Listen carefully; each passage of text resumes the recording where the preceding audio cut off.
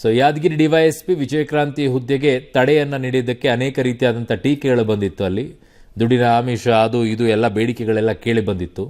ಅದಕ್ಕೆ ಈಗ ಶಾಸಕರು ಈಗ ಆರೋಪವನ್ನು ಮಾಡ್ತಾ ಇರೋದು, ಅದಕ್ಕೆ ತಕ್ಕಂತೆ ಉತ್ತರವನ್ನು ಕೂಡ ಶಾಸಕರು ಕೊಡ್ತಾ ಇದ್ದಾರೆ.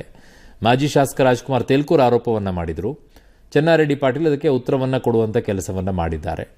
ಸೊ ಒಳ್ಳೆಯವ್ರು ಬೇಕು ಅಂತ ಅವರು ಹೇಳ್ತಾರೆ. SP ಅವ್ರನ್ನ ಕೇಳಬೇಕು, ಯಾಕೆ ಕಂಪ್ಲೇಂಟ್ ಕೊಟ್ಟಿಲ್ಲ ಅಂತ ಅವ್ರು ಹೇಳ್ತಾರೆ. ಯಾರಾದರೂ ಆಫೀಸರ್ಸ್ಗಳು ಕಂಪ್ಲೇಂಟ್ ಕೊಡೋಕ್ಕಾಗತ್ತಾ ಹೇಳಿ? ಯಾರಾದರೂ ಒಬ್ರು ಹೇಳಿ, ಕಂಪ್ಲೇಂಟ್ ಕೊಡ್ತಾರಾ? ಹೋಗಿ ಇಲ್ಲ, ಅವ್ರು ಕೆಲಸ ಬಿಟ್ಟು ಹೋಗಬೇಕು. ಕಂಪ್ಲೇಂಟ್ ಕೊಟ್ಟರು ಉಳಿತಾರ ನಿಮ್ಮ ಕೈಯಲ್ಲಿ? ಅವರು ಒಂದು ಕಡೆಯಿಂದ ಒಂದು ಕಡೆ ಕಿತ್ತು ಬಿಸಾಕ್ತೀರಾ? ಏನು ಅಂತ ಹೇಳಿದರೆ ನೇರವಾಗಿ ಅಲ್ಲಿರುವಂಥ ಶಾಸಕರು ಅವರಿಗೆ ಕಪ್ಪ ಕಾಣಿಕೆ ಸಿಕ್ಕಿಲ್ಲ ಅನ್ನುವಂಥ ಕಾರಣಕ್ಕೆ ಅದನ್ನು ತಡೆ ಹಿಡಿದಿದ್ದಾರೆ.